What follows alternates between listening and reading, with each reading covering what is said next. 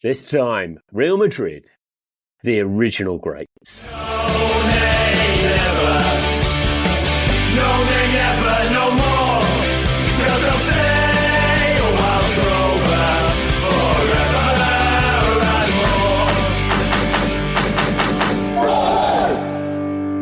more. Hello and welcome to By Far the Greatest Team, a podcast in which football fans attempt the impossible to rank once and for all who is the greatest team of all time. My name's Graham Dunn, as ever, making the case for Oxford United. Struggling with that one this week, I suspect. And joining me, as ever, from Italy this week, he's out and about. It's our data guru, Jamie Rooney. Yes, buonasera, Graham. Buonasera. In Ferrara, in Emilia-Romagna, the home of Spal Football Club, who play in Serie C. And I also went to Bologna Football Club yesterday, whilst the football club went to Liverpool and lost, unfortunately. Excellent timing. Yes, you worked that one out well. Yes, so tonight we are dipping our toes, and we have, I suppose, we've sort of semi-made a bit of a commitment this series to do one or two great teams. I mean, there's an argument that maybe we don't always do the greatest, although, Southampton, do I remember Southampton? They're there. When I started looking at this Real Madrid story, I think it almost reminds me of sort of the kind of the A-level, O-level essay question, isn't it? Real Madrid are the greatest team ever. Discuss.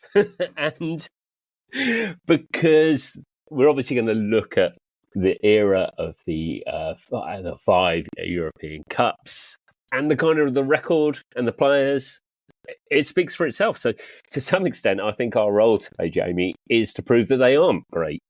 Well, yeah, I mean, that is the mandate. That was the mandate on the paper when it came through to cover this team. But you know what, Graham, just before we get into that, I just need to share with you, I think I've been smarting a little bit from our previous episode with the great Northwest correspondents. We have Declan Clark. He covered Blackburn Rovers. And we talked about Roy Walker and investing in his local team. And then Jack Walker. I think Roy Walker is... Yes, who did I say? You said Roy Walker.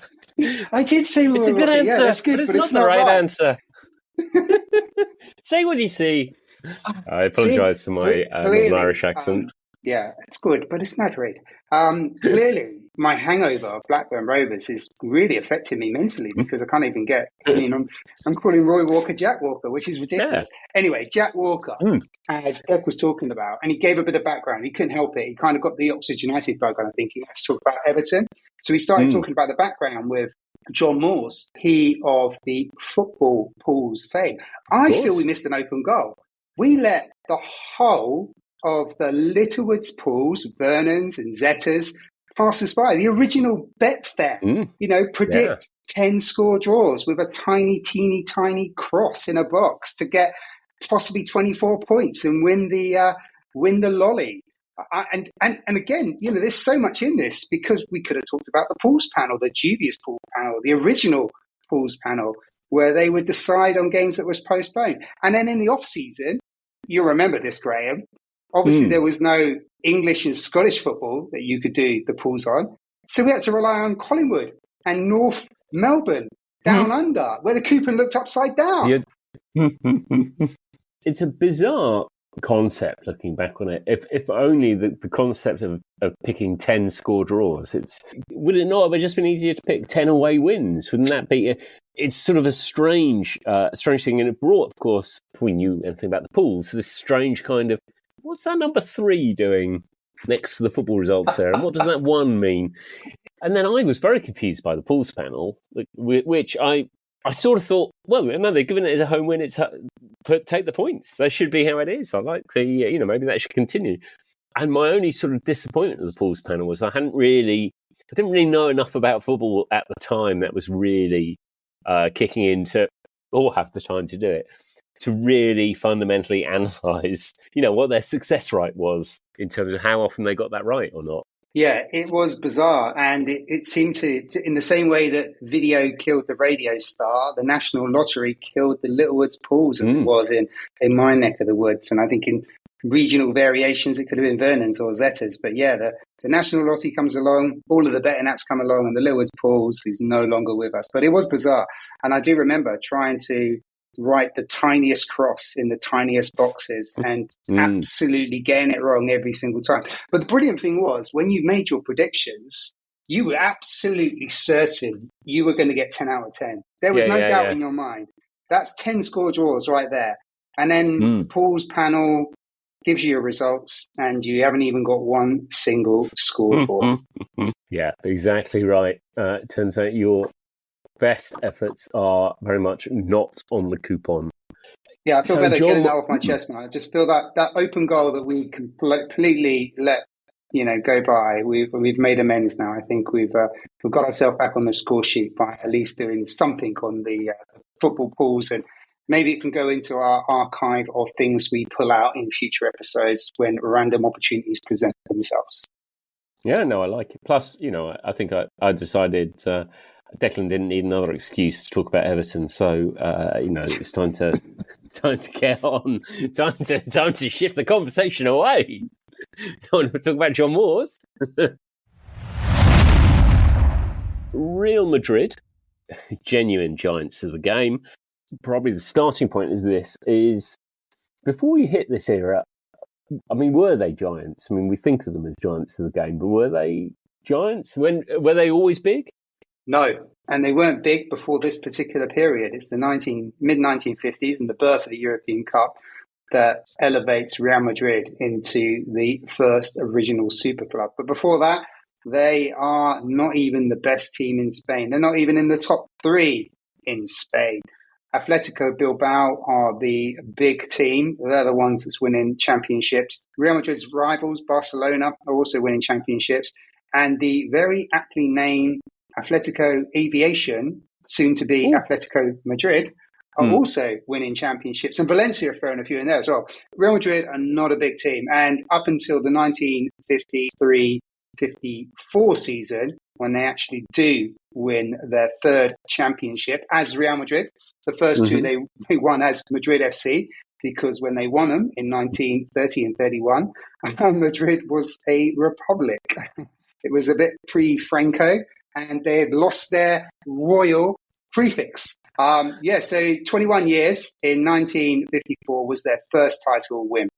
But it's such a step change. So what's the step change that allows them to make it? Is it as simple as, one day they signed Alfredo Di Stéfano, or is there more to it than that?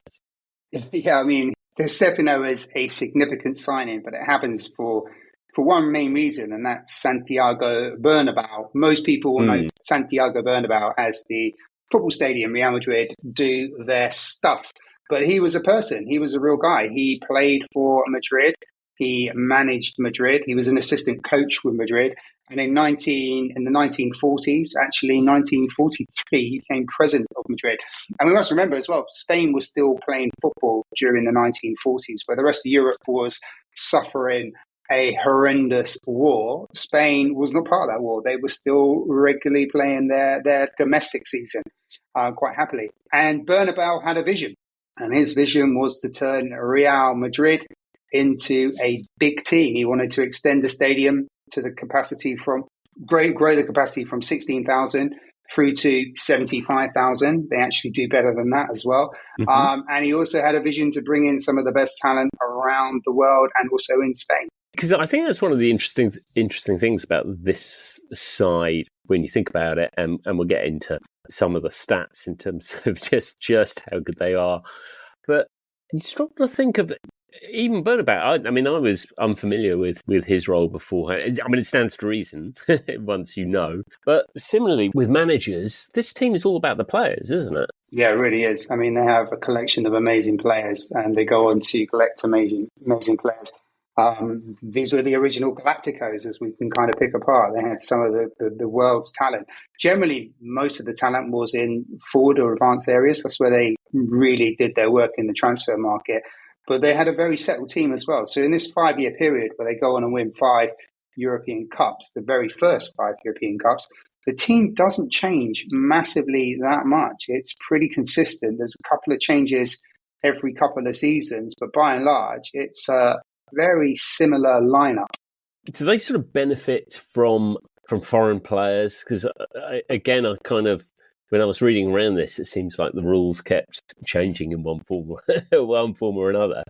But is this our first kind of an influx of foreign players driving success? Yeah, I mean, players have generally moved between South America and Spain and Italy since really the dawn of time with football. But there were rules in place where foreign players couldn't play into the National League. And you're absolutely right. It would change quite frequently as well.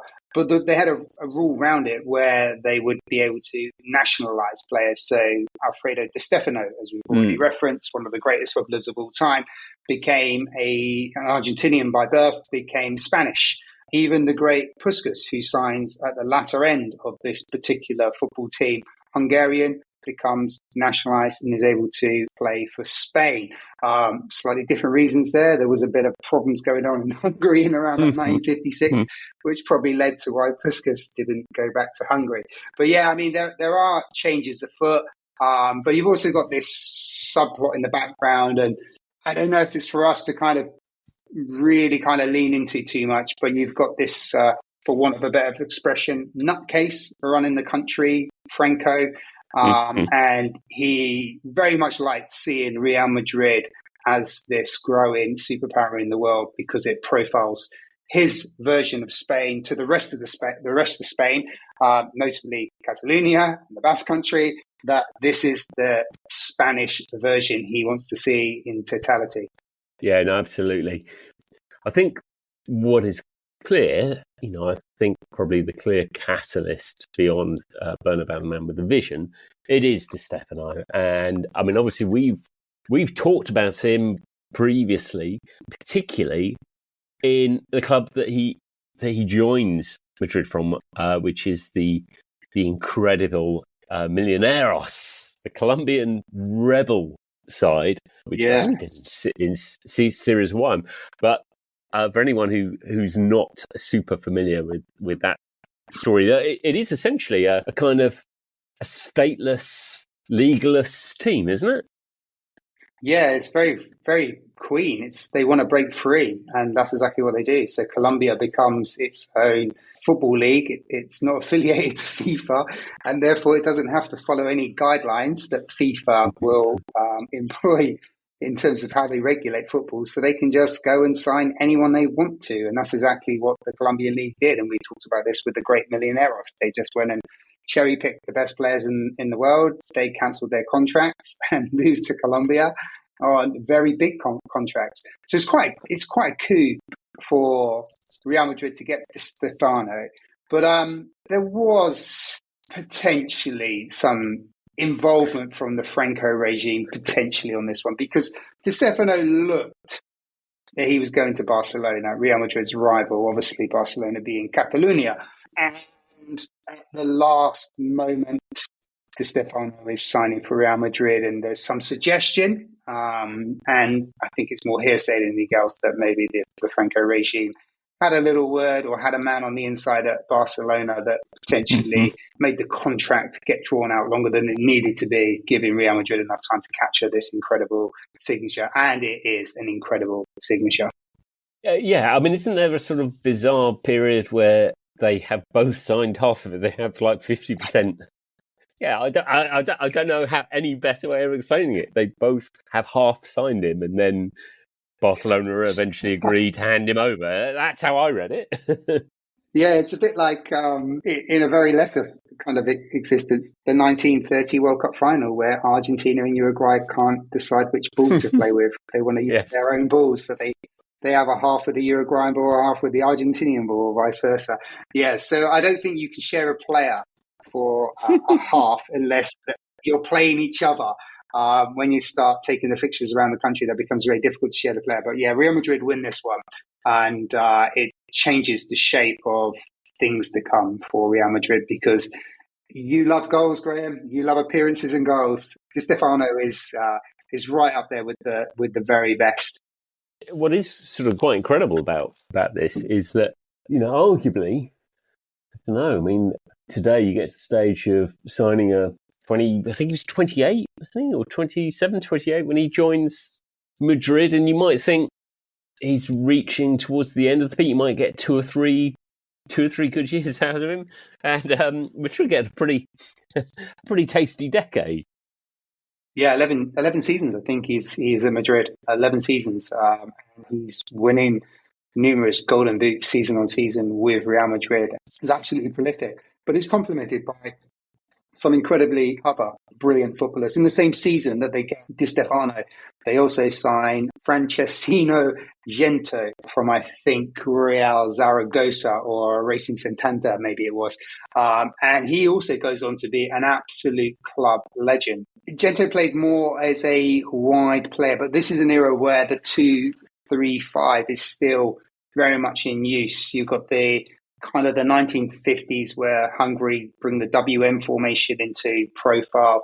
You got the 58 World Cup where Brazil bring the 4-2-4, and then obviously we got in the 60s where the 4-4-2. So at this particular moment, Madrid are still playing 2-3 defenders, but loading it up front with 5 attackers, and Gento will play wide, but in a very attacking way. I suppose the modern day Gento would be one of the 3 in a 4-2-3-1 formation.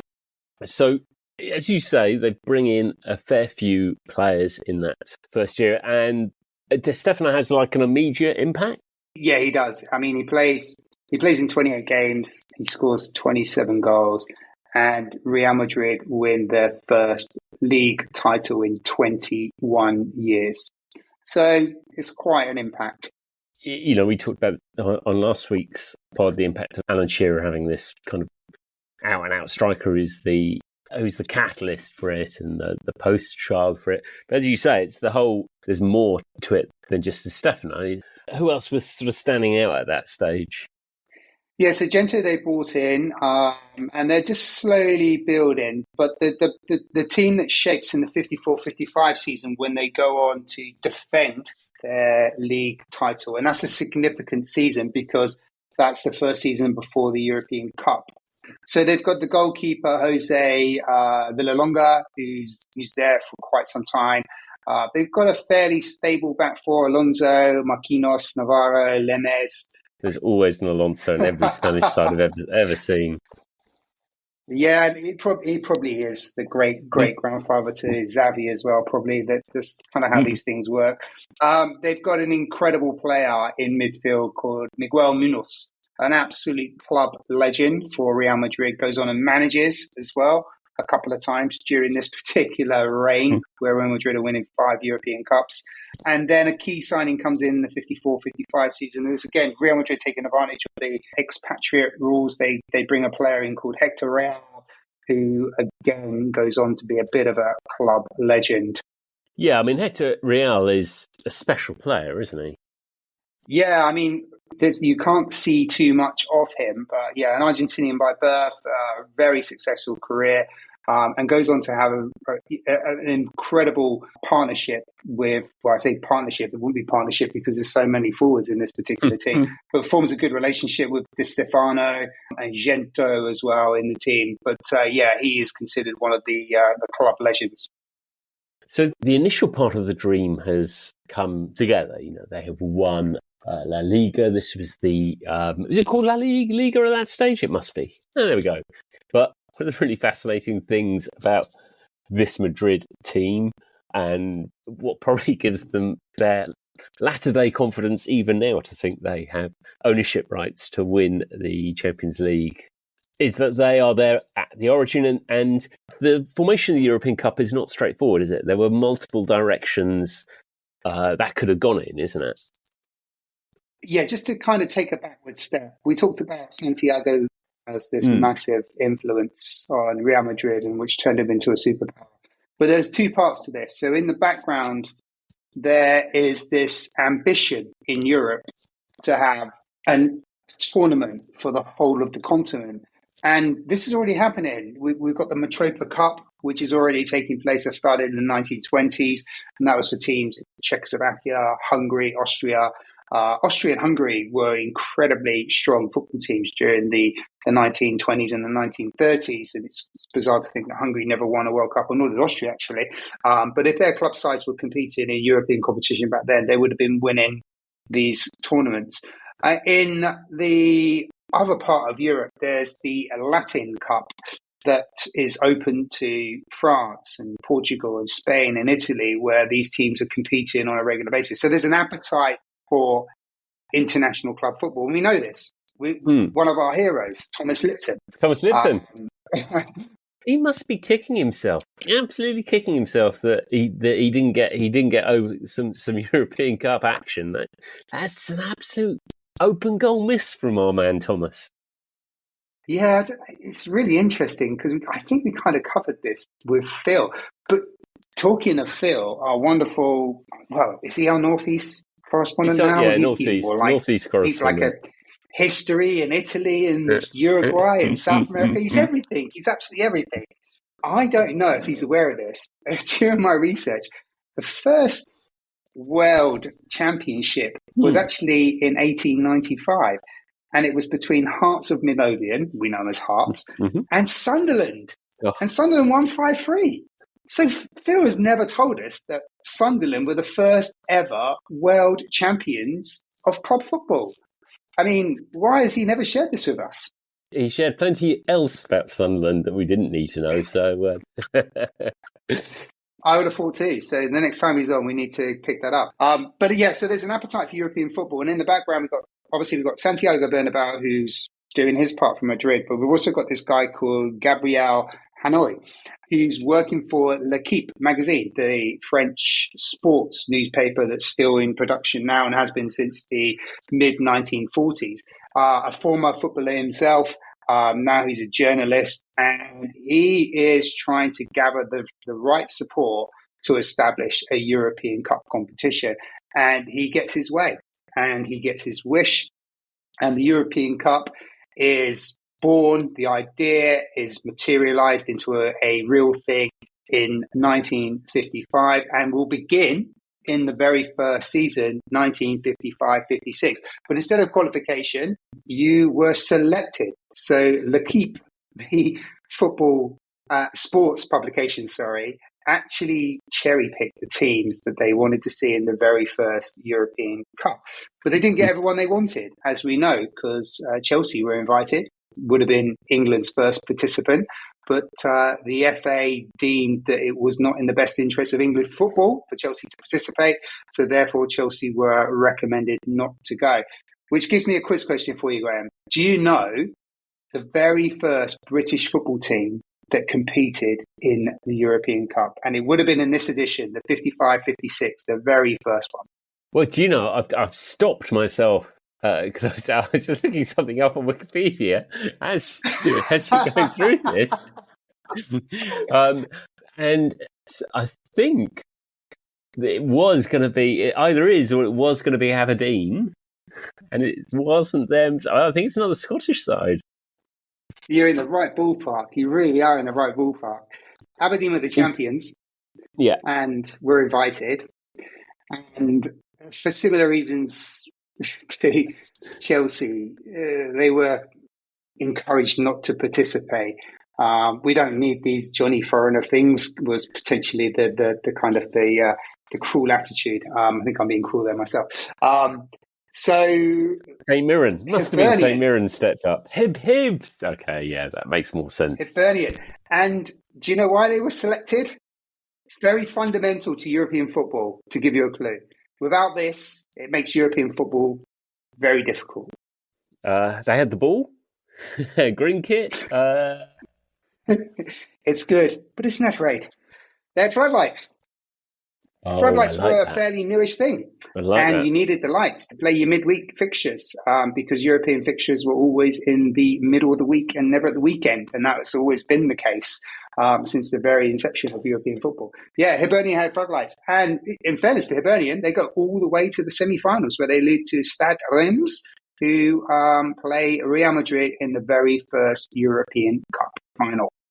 Wow. So I guess you see in that first tournament that it's not done on merit, it's done on picking and selecting the teams. And it's great to see that here we are, how many years, 70 years on, and UEFA pretty much got to the same point now, haven't they, where they're making sure there's almost, I don't think they've quite gone as far as just picking who's going to play each other in the first round, which is, I think, what they do in this one. But in fairness to UEFA, unlike our friends at FIFA, it seemed like it was a relatively normal format. It seems right from the off, they came up with a hit. We need this number of teams. They'll play each other, and then they'll knock each other out, and they'll get to a final.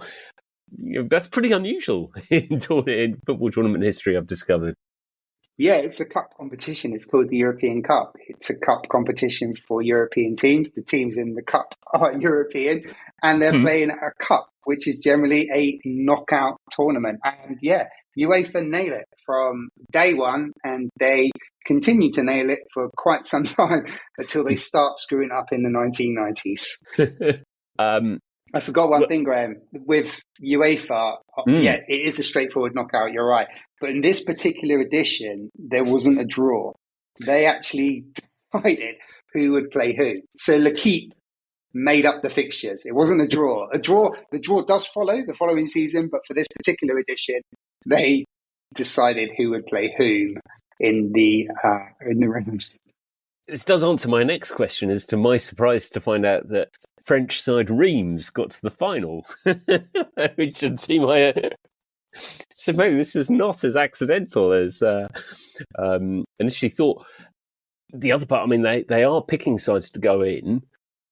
Real Madrid, I mean, because Barcelona are established sides, Bilbao, as we talked about, even Atletico Madrid.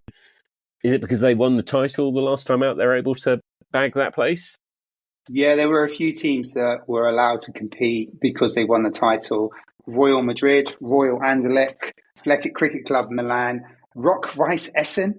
I saw them, that's Reims. Good.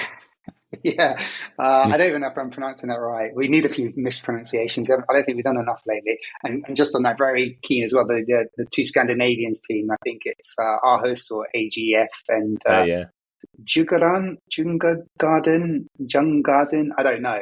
I should know that because I've been to watch their ice hockey team play in Stockholm, but I still don't know how to pronounce it. Yeah.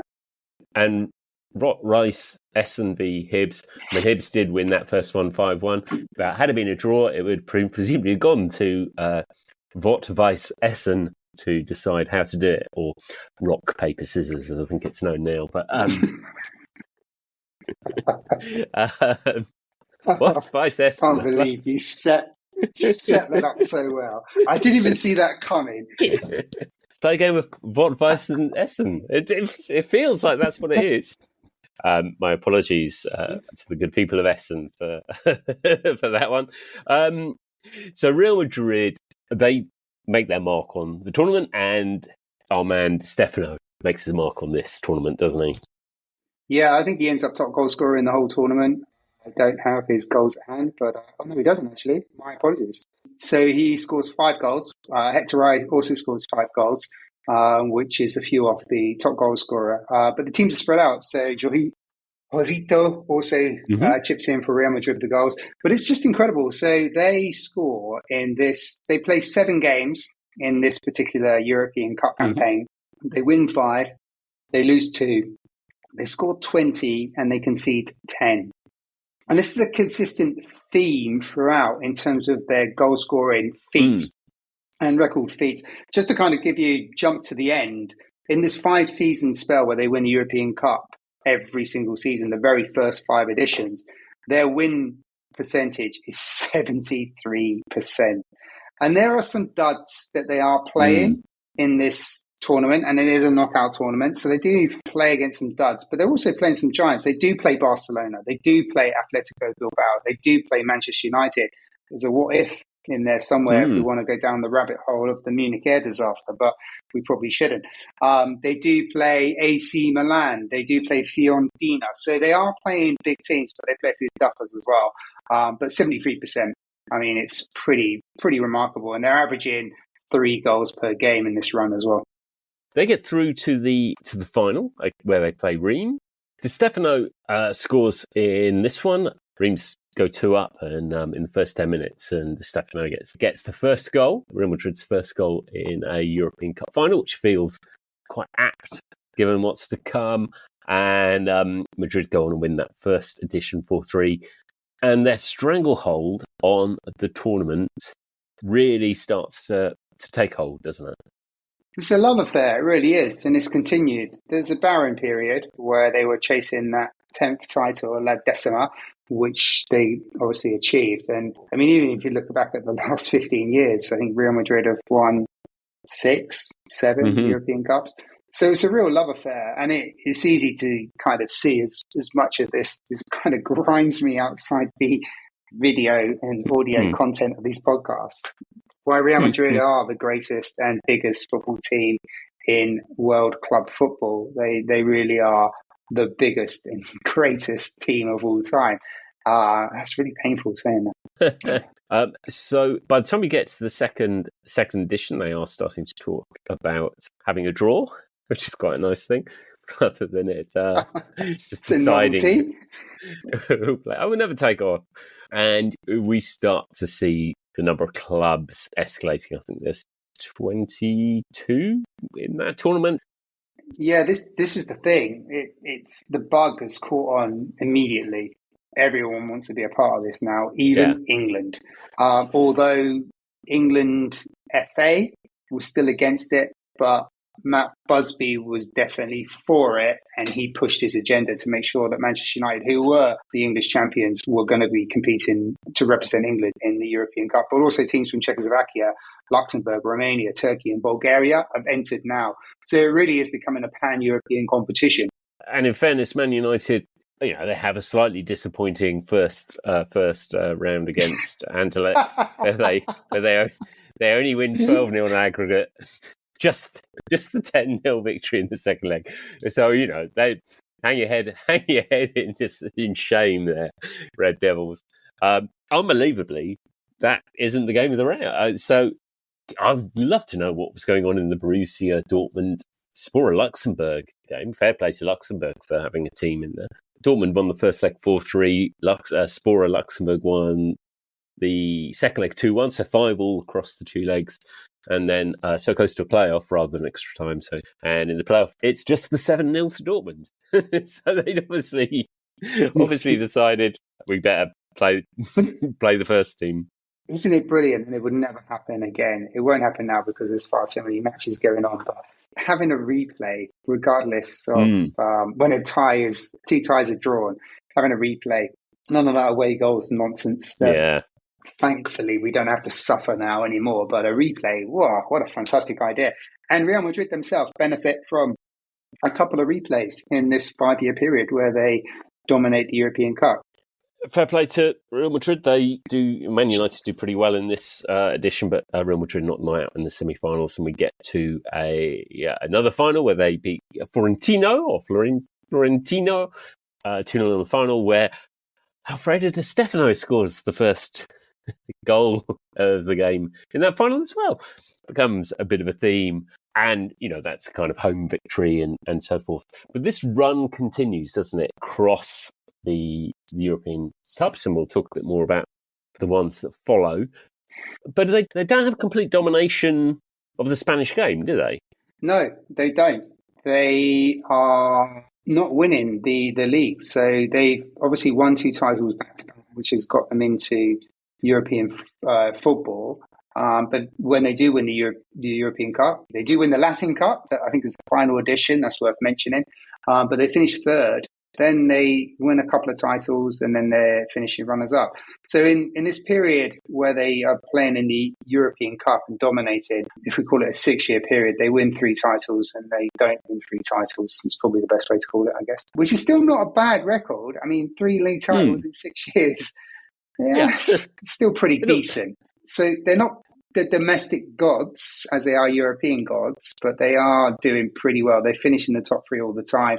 And they're playing, the domestic season is a lot harder. They got more games. The European Cup is generally 7 games. You're playing 3 rounds to get to a final, and then you've got a one-off final. Where a domestic season, they're having to play 30 games in order to complete their National League season. Is it fair to say that the Spanish league at that point is stronger than, whilst you would have, some decent sides that you draw in the European Cup, that actually you could argue the competition in Spain as a whole is, and certainly at the elite level, is probably tougher than arguably the rest of Europe. I mean, this is the what if. The English league has always been considered a strong league up until the 1990s, I guess. But they weren't interested in European football. Matt Busby was, and Madrid do narrowly beat Manchester United in the semi-final to get to the finals to play Fiorentina in Madrid in front of 130,000 people. Incredible. That just shows you the scale of ambition from Santiago Bernabéu. He's taken a very small provincial stadium that holds 20,000, and within the space of 15 years, he's hosting the European final with his home team in front of 130,000. But Manchester United, I think, would have definitely given Madrid some competition had it not been for the Munich air disaster. So it's hard to say. Madrid are definitely a superpower and becoming a superpower, but there are other nations. But everyone's catching up because the European Cup is a new thing. And the teams in Italy are pretty strong as well. And we go on to see that in the mid-1960s. And, Benfica win a few titles. Inter Milan and AC Milan share a few titles until around about 1967. Celtic win that European Cup incredibly, and that changes the shift where Northern Europe then starts dominating.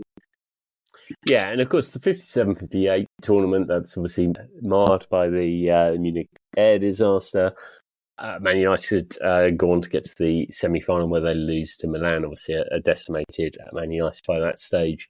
Real Madrid play Milan in the final in Brussels, and again they go a goal down in this one, but their first goal scored by Alfredo Di Stéfano, unusually, in a European Cup final, and they go on to win. But this one's decided in extra time, isn't it?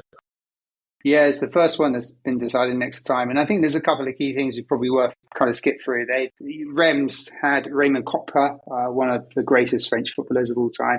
Real Madrid have nicked him, so Koppka is now playing for Real Madrid at this particular moment. The team is still very much set. You still got Munoz, Di Stéfano, Gento, but now the attacking line is looking a bit more deadly with Koppka in there as well. But yeah, this is the very first one that goes to extra time. And we know from history that AC Milan are a superpower. They've won the second most amounts of European Cups / Champions Leagues, and they're not far away from winning their first European Cup as well in the early 1960s. So yeah, this is the very first European Cup final that's decided after the 90 minutes. And Madrid come out on top, and it's 3 down out of 3. It's about this point where Madrid decide they don't have enough legendary heavyweight forwards in their lineup, and it's 58 that they sign Puskás. Yeah, so Ferenc Puskás, an absolute worldie of a player, has fled Hungary. There's a bit of a revolution going on back home. He doesn't want to be a part of it, and he's not playing football because he's refusing to go back to Hungary. He's got a ban. He can't play football for 2 years. I think he's living in Italy. And then when his ban is up, he then starts seeing if anyone would employ him. So he tries in Italy firsthand. There's little interest. They think he's too old. They think he's overweight. And if you see pictures of Ferenc Puskás when he's turning 30, 31, he does look an overweight footballer. When you see pictures of him when he's 40, 45, he looks a very overweight man. But yeah, I was going to say, and as a man currently living off the Italian pasta diet at the moment, so I think you can probably have some sympathy for why if Puskás is spending 2 years not doing any exercise, enjoying the Italian food and drink. I massively sympathise with the man. The Italians just make food taste so damn good. And they give you all this wine as well, which tastes so damn good. Yeah, so I can understand it. And, he's a wealthy man as well. So there's little interest in Italy. There is the possibility, believe it or not, Graham, that he could have played for Manchester United. Jimmy Murphy was looking after things while Matt Busby was recuperating. and Jimmy Murphy, the great Jimmy Murphy, England, Wales manager as well, where he is rebuilding Manchester United. He has got dialogue with Puskás. Puskás doesn't speak any English, but there's an agreement that he's going to join Manchester United. But he can't because FA rules permit players joining from overseas. You have to be nationalised for 2 years before you can join. So that one doesn't work out. But then he goes to Madrid, and Santiago Bernabéu believes in this guy. He believes that this is the next piece in the jigsaw. So when he gets to Madrid, he doesn't play for a while. He goes on a bit of a regime to get fit. And then when he starts playing again, he's absolutely the great player he's always been. And Di Stéfano has a rival for the goals. It is quite ludicrous having Stéfano and Puskás. I mean, there wouldn't be a front two, would there be? They wouldn't play as a front two together as such, would they? No, I think it would have been more like Di Stéfano would have been your kind of like your 9 or your 9.5, whatever you want to call it. And Puskás would have been your 10, playing in a more deeper position, controlling things. And that's how it worked with Hungary as well. But yeah, they would rotate positions, and Puskás was the master of that. And I mean, as soon as he started playing for Madrid, he was smashing them in from all over the place and literally distance. I mean, anything he hit inside the opponent's half was going in the back of the net or landing very close to the back of the net, making the goalkeeper work. An absolute monster of a footballer. It's worth, when people have time, just scrolling through the Wikipedia page of Puskás' Spanish career, because it reads like a Haaland tribute act in terms of hat tricks. It's just ludicrous, the number of hat tricks, 4 goals, 5 goals. There's one season he scores 2 hat tricks against Barcelona. You know, it's kind of in the same season. It's just a different level. When Puskás is part of this team, he's kind of part of a front 5 with Rai, Hector Rao, Roman Coppa, Francisco Gento, and Alfredo Di Stéfano. I mean, it's an absolute deadly 5. And behind that, they've actually made some really tidy signings as well to bolster the team. Defender Jose Santamaria, who's an absolute club legend for Real Madrid, is also playing during this time, and they've also got Santi Esteban playing in midfield, who goes on has a short career with Real Madrid, but does exceptionally well. So they go again for a 4th European Cup. We see some more interesting side. I think we're still quite at. There still has to be a qualifying round. I think it's 28 teams that competed, or 26 teams that competed. That includes, I think, the first appearance of Wolves, and unbelievably, Swiss side Young Boys, who even in 1958 are called Young. They never grow old, Young Boys, do they? It's kind of, they're still young. They should have been toddlers or something at that stage. But yes, so some sort of big names there. But you know, once again, Real Madrid kind of run riot through that tournament, and the final is a repeat of the first one, isn't it? They end up playing Reims again. Yeah, there's a lot that's going on though in this particular one. There's a few changes that obviously you've already mentioned that it's a growing tournament. You mentioned Wolves are there. As of right, they are the English champions. Stan Cullis' brilliant team. But Manchester United are in this particular tournament as well. They've been invited, and they've been invited because of the previous Munich disaster. So we've got a tournament with 2 English teams in it, and an English team has never won it. In fact, no other team has won it apart from Real Madrid at this particular point. But what UEFA now are doing, they're starting to think about how can we kind of work out to make this simple draw more complex. So they start introducing what they call pots. And we're very familiar with pots. Let's just go back to the 1982 World Cup draw with FIFA, the hysterics that go on there. So they've now kind of advanced the draw to a Western pot, a Central pot, and an Eastern pot. So geography is beginning to play a part in terms of how they want to divide up the fixtures. You know, nice, clean, clear lines that they have. Of course, Manchester United are in the Central Europe pot. Absolutely. Never straightforward, is it? That's excellent news. I'm glad to see some mucking around with formats and draws, which is always what's to come. So the The final, at this stage, they must believe they're kind of semi-invincible in this one. Unbelievably. So we've had 3 European Cup finals already, and Di Stefano scored the first goal in every one. This time, someone else scores after a minute, but he does get the second goal in their 2-0 win. Final played in Stuttgart.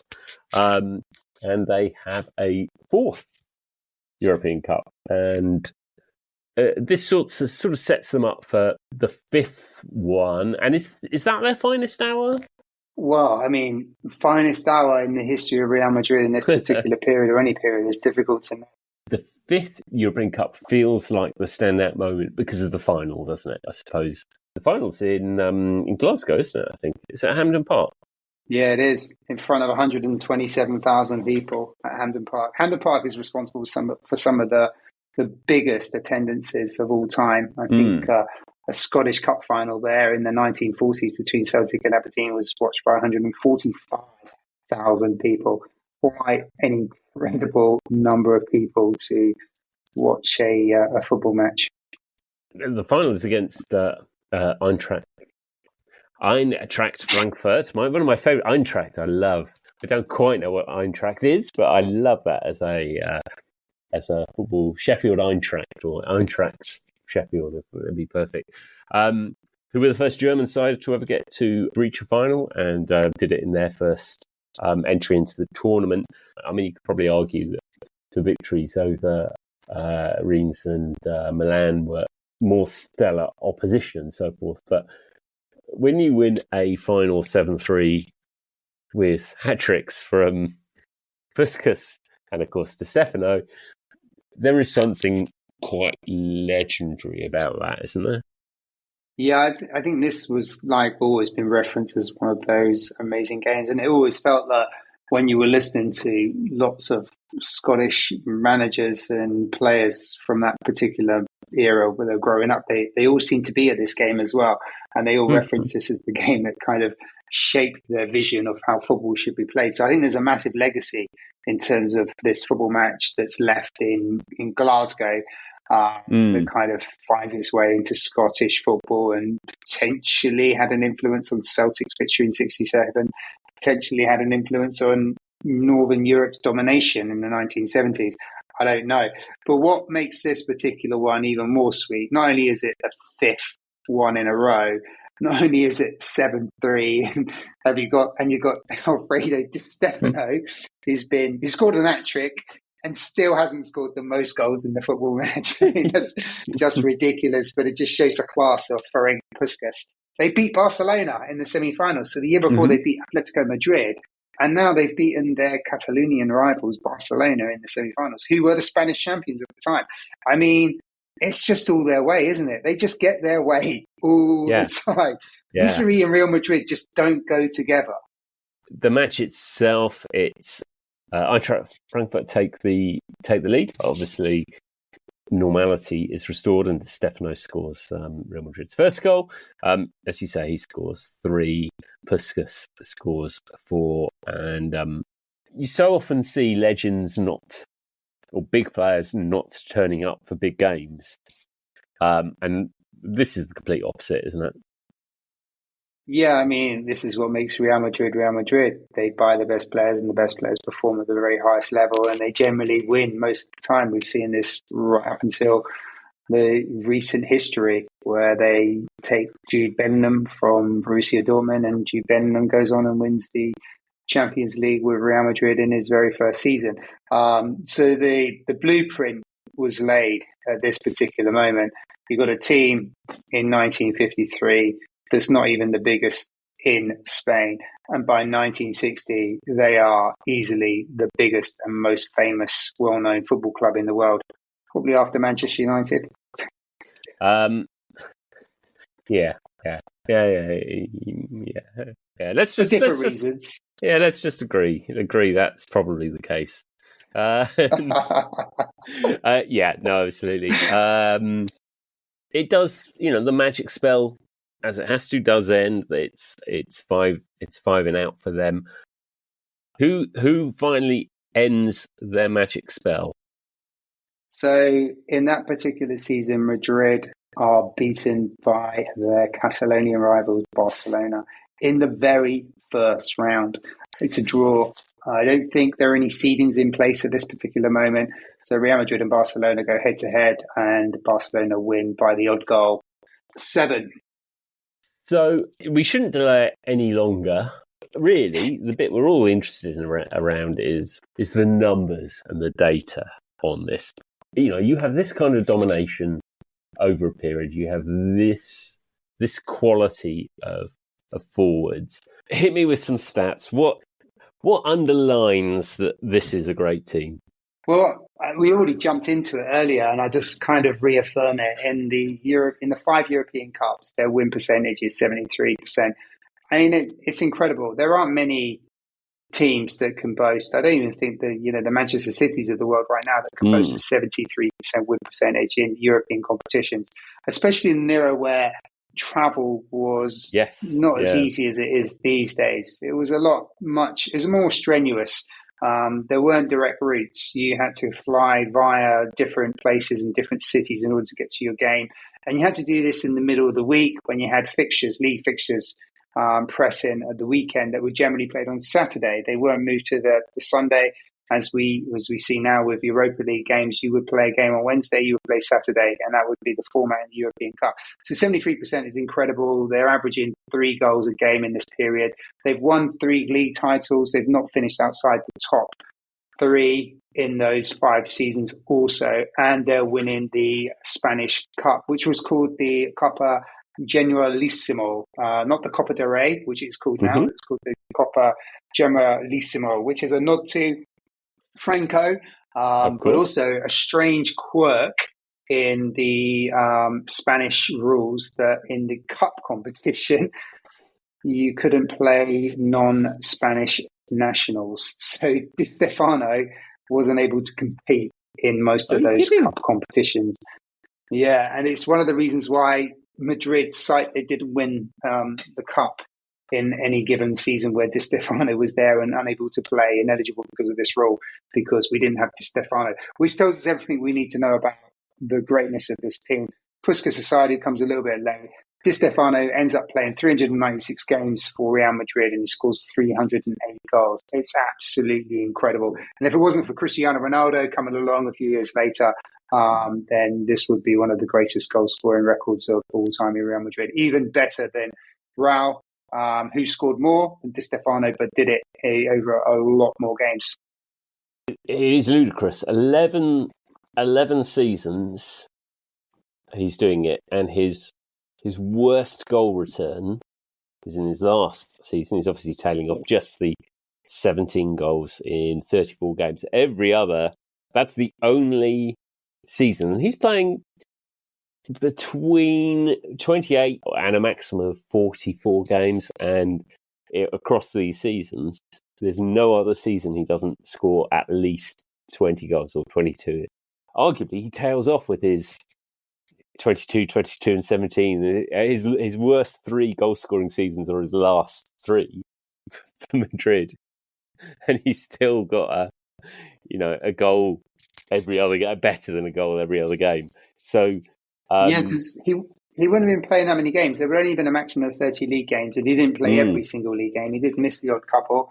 We were, as you just mentioned, the first 4 or 5 editions of the cup he wasn't allowed to compete in, so there's no games there. And he's playing 7, possibly 8 when there was a replay European Cup games. So he's playing, anywhere between 28 and 38 games a season, and he's still maximising the goals and the numbers that you put forward there in the high 20s. Incredible. Referenced in our third team, I have to say. We covered the River Plate team of the late 1940s that he was part of. We've got the Millionaires, which you mentioned at the top of this. And now we've got Alfredo Di Stéfano in our third team of greatness that we were ranking. I mean, it is worth pointing out Puskás's goal return for Madrid over this period. So, I mean, he doesn't score as many goals. He just gets 242 goals in 262 games. I mean, really close to being a goal a game. And, after a disappointing first season with just the 25 goals in 34 games, his return of 47 goals in 36 games, 44 goals in 41 games, and then just tailing off into 40 goals in 40 games. I mean, 40 goals a season, 3 seasons running, all of them at a goal a game or better average. I have one more stat I forgot. I knew there was one, which I think it has to be their unbeaten home record during this period. Oh, yeah. Yeah. Which incredible. Which when I was looking through it, I thought I'd seen it in my earlier research, and I thought I'll just double check because I thought I must have misread it when they said it was an unbeaten home run of just the 121 matches. Yeah, it is incredible. And in the European Cup, in those 5 seasons, they actually play 17 games at home because they play a final at home against Fiorentina. Yes. And they win all 17. So the stadium is an absolute asset for this football team. No one goes there with great optimism of winning. It's incredible. 17th of February 1957 to the 20th of February 1965 without a defeat. Just the 8 years without a home defeat. This is obviously where I can bring in an Oxford United fact. Okay, maybe not. Four games unbeaten so far. Which is great. I did actually search to see if there would have been... I mean, I was really clutching at straws of this one because I wanted to kind of get in there for you. Any Oxford United players that had any links to Real Madrid, and you won't be surprised to hear there are none. Yes, sadly not. We do have, until recently, we did have Marcus McGuane, who famously joined us from Notts Forest via Arsenal via Barcelona. I don't think he ever actually made it onto the pitch for them. So, yes, is there anything else we should be pulling into the case for or against Real Madrid's greatness? No, it's as you said at the start. I mean, it's a story that really tells itself. It feels like we are putting in front of the ranking table a proper team of greatness. And it's really trying to find any kind of chinks to say whether they were all-time greats or not. They did try to sign Pelé. In 1958, They tried to sign Pelé a few times, actually, and they failed. So they couldn't get the great Pelé. Can you imagine that? Di Stéfano, Pelé. Where would you play him? Obviously, we've got lots of categories. We are only looking at really whether this side is all-time greats or the one beneath true greats. I'm not even bother listing any of the others because it's just not. Even you wouldn't be that rogue and that random. But I suppose the only thing you could maybe point at not being that impressive over that period would be the domestic record. But even then, it's not terrible, is it? It still wins some titles. 3 league titles in 6 years. There really is very little. It is a shame because I was really hoping there would be something that we could latch onto to kind of pick apart and suggest that maybe they weren't that great. Because you could only rank them in the context of their period of time. And I guess if you were to put this Real Madrid against the current Real Madrid would win. But if you was to put the Puskás and Di Stéfano and the Coppers and the Gentos in this particular era where they've got everything available to them in terms of diet and exercise and technical support, they would probably still be the greatest players of all time. I'm absolutely sure of that. So you can only rank them in the context of their time, and at their time they did dominate the European Cup competition, and it was an easier competition to win. We must stress that. They only had to play 7 games to navigate to the final, to win the final actually, 6 games to get to the final with the odd replay. We know now from the new format, you play 8 league games in a league of 36. The world has gone mad. Yes, the elite of football playing in a very surreal tournament indeed. So I think, as we answer the essay question, Real Madrid, are they all-time greats? Discuss. They are. Real Madrid, 5 times European Cup winners, all-time greats. So we have, unbelievably, having barely touched that category, we're in episode 4 of this new season, and we've already done 2 all-time greats joining Uruguay as all-time greats this season. Real Madrid have become La Decima in our all-time greats list. They are the 10th team. That's a good fact. I like that. I mean, they might go down to 9th when I take Man United back out of. That ship has sailed. It's never sailed. There'll definitely be a Champion of Champions series episode at some point. Do you know what? Champion of Champions. This is a really, really ridiculous reference. But I was watching the Champions of Champions. I've kind of delved into these kind of strange TV shows from the 70s and 80s. My addiction to soap, which I completed, by the way, which was really disappointing. Yeah, it doesn't. There's no resolution, is there? No, Series 5 was canned.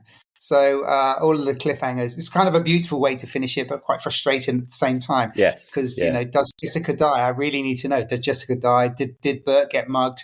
All these questions are answered. But anyway, Champions of Champions, one of the things I did kind of find myself watching the other day on YouTube was the Superstars, Champions of Champions from 1981 that was held at Handycross Sports Centre in High Wycombe, a location that you and I are both familiar with the great Brian Jacks competing with David Emery. Brilliant. The music's just fantastic. Just bring it back for that. They've tried to bring it back a few times, haven't they, Superstars? Yes, including, and I'm just trying to remind myself whether this did happen or not, but I think, didn't Johnny Vaughan host one of the Superstars reboots? Which seems too extraordinary a fact, but I'm going to double check this whilst I'm... Whilst you're double checking that, one of the things that absolutely amazes me, because some of the contestants, the sports stars that they had, would have been still plying their trade, professional footballers. Yes. So, players like Glenn Hoddle and Kevin Keegan. Kevin Keegan on the bike. I mean, Kevin Keegan all on the bike. roads lead to Kevin Keegan, don't they? So Kevin Keegan competed as well when he was still competing at the highest level of football. This is before his Southampton move. It's just incredible that these sports stars were allowed to go off and have this kind of serious jolly in the summer where they could run a mess and get injured, as Keegan did. He fell off his bike. Johnny Vaughan hosted a reboot of it. I think on the Johnny Vaughan version, because I was always interested in which footballers appeared in the program, because the footballers, whilst being fantastic athletes, had no chance actually competing against people like Brian Jackson, Thingy Hooper, who was these guys who were genuinely quite good. Daley Thompson. In that Superstars to Johnny Vaughan, Steve Claridge, so South Coast Jamie, he did really well. I think because he took it much more seriously than anyone else. But Steve Claridge was in the rebooted Superstars. I mean, I always kept an eye, as you would, on the footballers, and of course on towards the end of the Superstars, a prime run in the 80s. When it was starting, they were trying to embrace new sports, and obviously you know that the big sport in the 1980s was snooker, and so Tony Knowles was, of course, from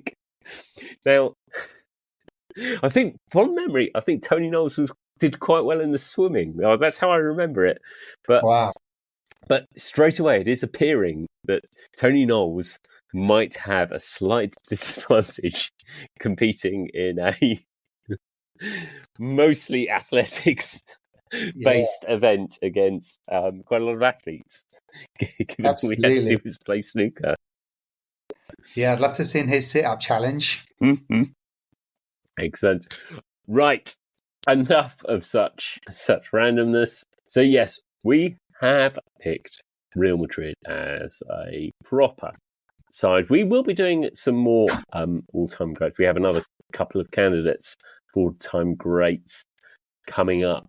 We are next week. So we only sort of partially touched on the dictatorship element of Franco, but we're going to dive fully into it for next week's pod, as we are going to look at, we're going back to one of our favourite tournaments. It's 1978 World Cup, and we're going to Argentina, and we are going to look at Argentina